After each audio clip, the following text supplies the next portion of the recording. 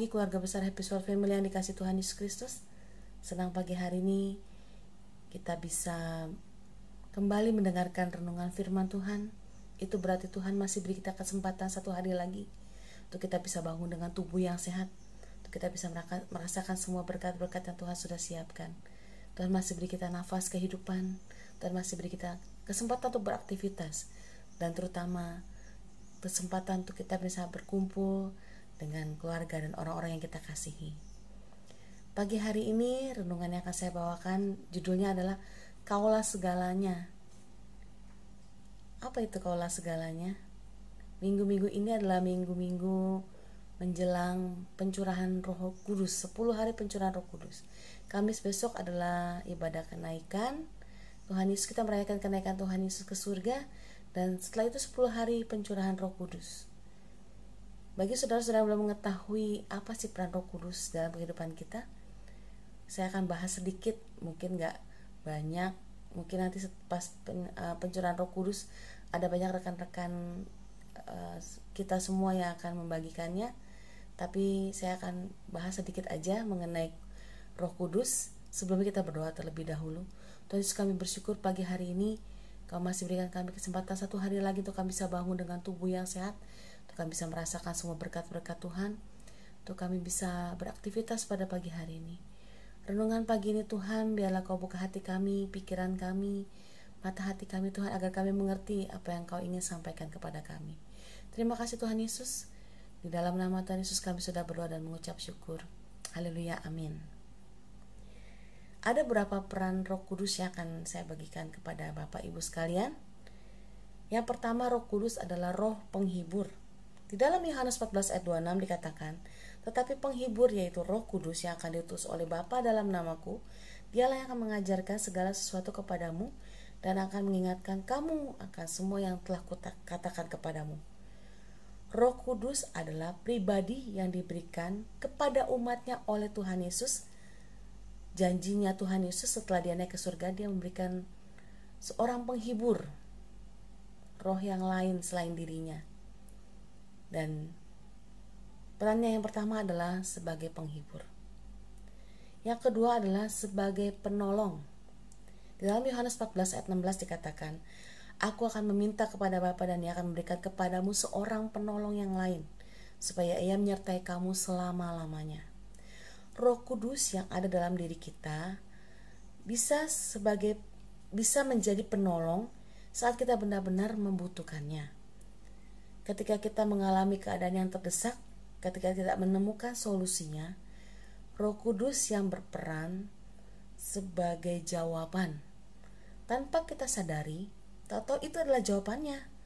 Entah dijawab melalui firman Tuhan, entah dijawab melalui mimpi mungkin, atau mungkin rekan-rekan kita yang digerakkan oleh Roh Kudus untuk memberikan solusi jawaban buat kita semua.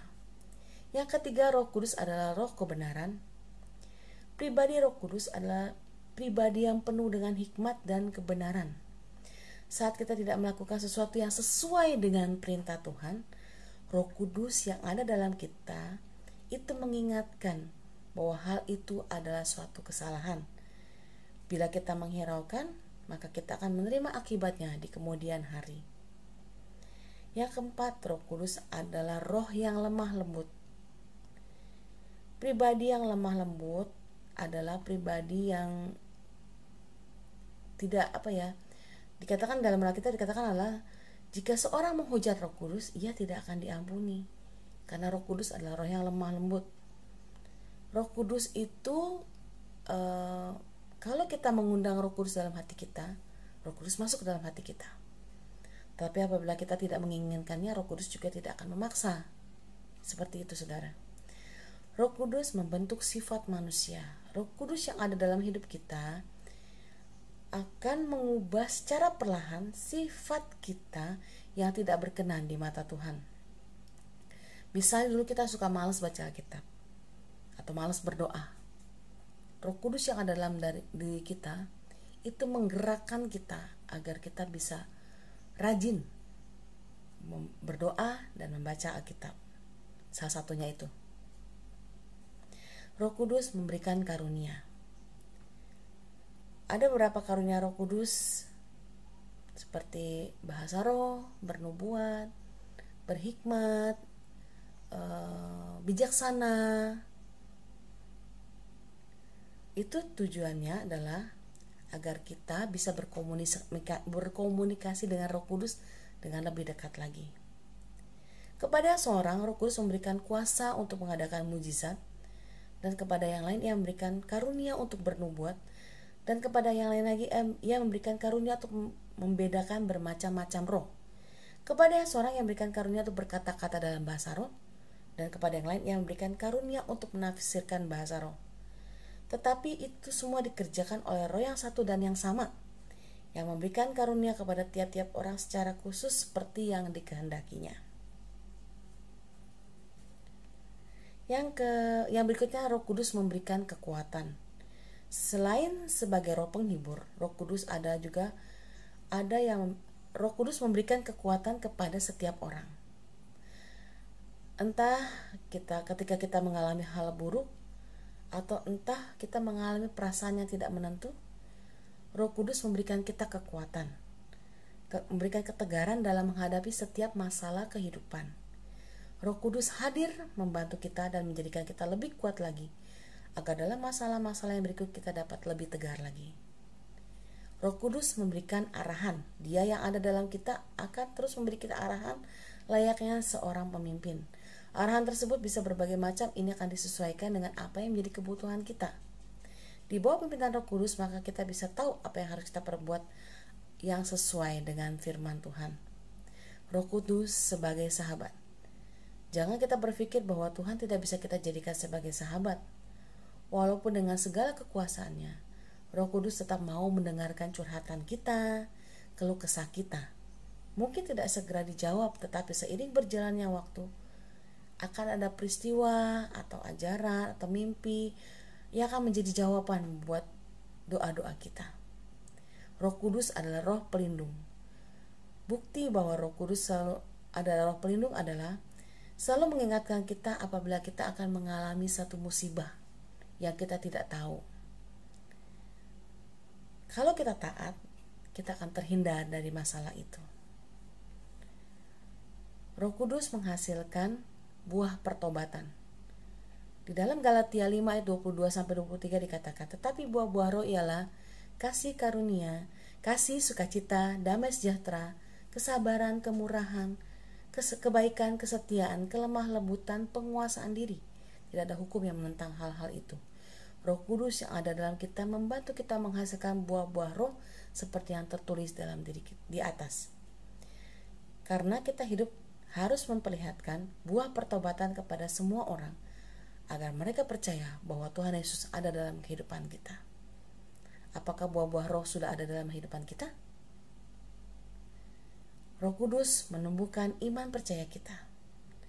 Roh Kudus akan selalu membantu kita untuk membangkitkan atau menumbuhkan iman percaya kita kepada Tuhan Yesus. Melalui Roh Kudus kita memiliki kepercayaan kembali akan Tuhan sebagai Tuhan yang dapat melakukan segala sesuatu, sekalipun itu hal yang mustahil dan tidak masuk akal. Roh Kudus memberikan pikiran roh. Setelah kita menerima Roh Kudus, kita akan mempunyai pikiran-pikiran Roh Kudus. Peran Roh Kudus diberikan agar kita bisa berpikir bukan dengan akal manusia, tetapi dengan pikiran Tuhan. Sehingga setiap keputusan yang kita ambil bisa tepat dan sesuai dengan Tuhan mau. Roh Kudus memberikan dorongan. Roh Kudus memberikan dorongan kepada kita untuk melakukan hal yang baik di dalam diri kita. Roh Kudus memberikan keberanian. Seringkali kita merasa tidak mampu untuk melakukan banyak hal, tetapi kita dimampukan oleh Roh Kudus untuk kita bisa melakukan hal tersebut. Roh Kudus membantu kita dalam berdoa. Berdoa merupakan hal yang sulit jika kita tidak mengandalkan Roh Kudus yang ada dalam diri kita. Di dalam Roma 8, saya bacakan kembali. Roma 8 ayat 28.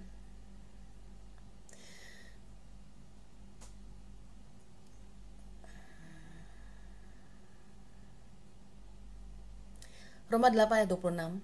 Demikian juga Roh membantu kita dalam kelemahan kita, sebab kita tidak tahu bagaimana sebenarnya kita harus berdoa, tetapi Roh sendiri berdoa untuk kita kepada Allah dengan keluhan-keluhan yang tak terucapkan.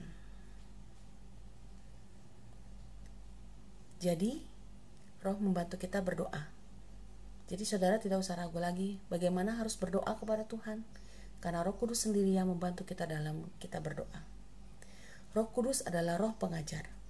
Roh Kudus dicurahkan Tuhan kepada umat manusia, murid-muridnya saat itu ketika Tuhan Yesus naik ke surga. Pribadi Roh Kudus dicurahkan dengan tujuan memberikan manusia kekuatan, kemampuan untuk menjalani kehidupan kita. Dan itu kita rasakan sekarang, saudara. Roh Kudus memberikan kedamaian, rasa tenang, kesejukan saat kita mengalami kesesakan di dalam hidup kita. Roh Kudus memberikan pengharapan. Dalam Roma 15 ayat 13 dikatakan, semoga Allah sumber pengharapan memenuhi kamu dengan segala sukacita dan damai sejahtera dalam iman kamu, supaya oleh kekuatan Roh Kudus kamu berlimpah-limpah dalam pengharapan. Roh Kudus memiliki peran sebagai sumber pengharapan bagi umat manusia saat ada masalah atau kita sedang putus asa. Roh Kudus memberikan kita pengharapan. Gak salah loh kita berharap sama Roh Kudus. Roh Kudus memberikan sukacita. Filipi 4 ayat 4 dikatakan, bersukacitalah senantiasa di dalam Tuhan. Sekali lagi kukatakan bersukacitalah. Tuhan menyuruh kita untuk bersukacita, sebab sukacita hadir dari dalam hati kita dan sebenarnya itu diberikan oleh Roh Kudus.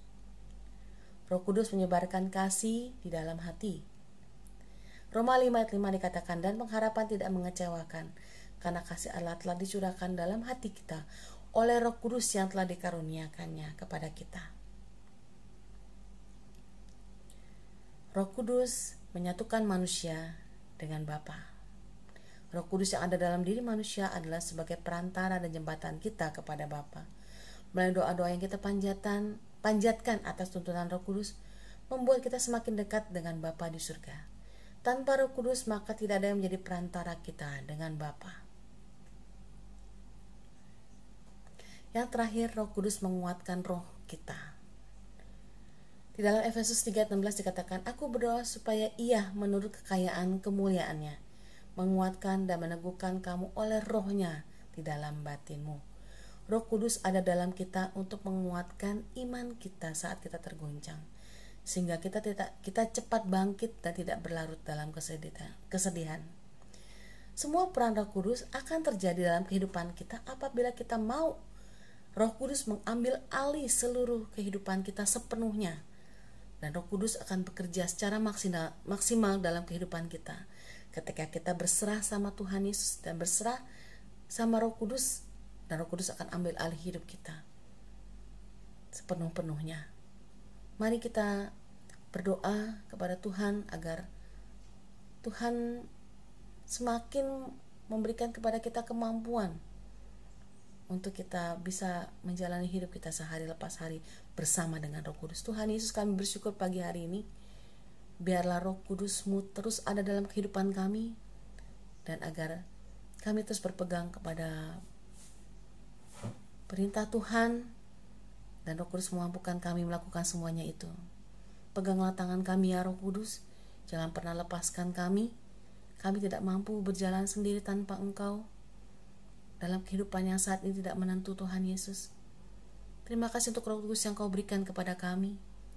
Kami percaya Kau sudah siapkan semuanya itu untuk kami saat ini. Terima kasih Bapa. Kami menyerahkan kehidupan kami hari ini ke dalam tangan-Mu ya Kudus, dan kami percaya Tuhan Yesus sudah memberikan kepada kami kemampuan untuk kami menjalani kehidupan kami hari ini. Terima kasih Tuhan Yesus. Dalam nama Tuhan Yesus kami sudah berdoa mengucapkan syukur. Haleluya, amin. Selamat pagi Bapak Ibu Saudara sekalian. Tetap andalkan Roh Kudus dalam kehidupan kita. Jalani kehidupan ini dengan semangat bersama dengan Tuhan Yesus. Tetap jaga kesehatan saudara. Tetap ikuti prokes. Tuhan Yesus memberkati kita semua. Amin.